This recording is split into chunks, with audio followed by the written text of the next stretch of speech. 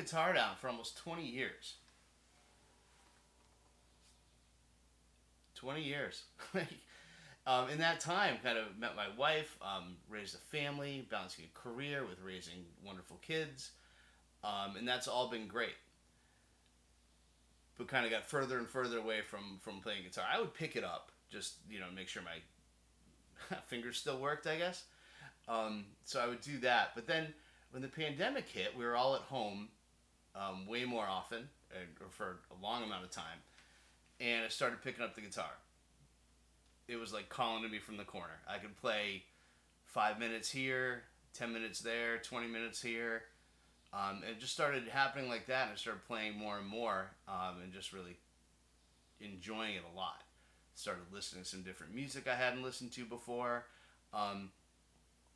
The main thing I did though is I stopped worrying about being like good enough. Like I had gone to college for music. I'd been a music performance major, and came out of college, and I had a gig on a cruise ship and some other gigs, but I didn't really like them that much. Actually, on a cruise ship, I get seasick. That's what I found out. So that kind of throws a monkey wrench into that plan. And then I started teaching, and really liked that. So I got pretty far away from the music, as a main thing that I was doing at least. And I stopped, when I picked it back up, I stopped worrying about being good enough and doing like the millions of, it's not millions, but a lot of sort of things that I considered like requirements to be able to do and use in my playing to be a good player. I stopped worrying about that and stopped worrying about sounding like anyone else, and kind of just played. And that made a huge, huge difference. And I'll talk more about that later. I don't have a course to sell you or anything. I think the last thing the world needs is another instructional guitar course. There's plenty of great ones out there, and if that's what you need, they're awesome.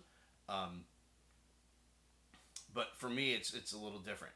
It's just putting that stuff aside and making a connection where you can just play, which I could certainly give tips on that. As I was playing more, family kind of noticed, and they were very encouraging. Encouraged me to play more, to finish songs, record them, to play places. My wife was like, "How come we're the only people that get to hear you play?" And that was kind of where we're at. So I started down a road where I was playing more. Got an acoustic guitar, acoustic setup. Started playing solo at farmers market in town. And doing that solo stuff was great. I got a looper pedal, which kind of changed everything for me. Like I just loop guitar, and I do almost all of it live looping, which is super fun, and just opened up a whole new world of playing for me. I also have a jazz rock trio, Underwater Runner, and we've got some deep connections there, and we have a ton of new music with that. But I started down a road where I was I started looking at playing weddings, because I had taken I had taken a lower paying job in education than the job I had already had. So I was concerned about making up lost income and stuff like that. So I tried to market for weddings. It's a skill I have. I can play solo fingerstyle and that kind of stuff, and I like doing that. I love doing those, but it's not all I want to do, which I was pointed out to me by my son one day. When you have a teenager, a 19-year-old, he had started college, was just figuring out what he wanted to do, and he actually is a student in sound recording now. He's recorded several he's worked on some recordings with me, and that's been awesome. But the thing he said, like I was all excited one day. He had come home, and I was like excited about referral I got over a wedding thing, and I was like, "Oh, this is working!" Blah blah blah. I was all excited. He just kind of looked at me from across the table, the way only a 19-year-old can, and just looked at me like kind of dead in the eye and said, "Dad, you could be doing so much more with your music."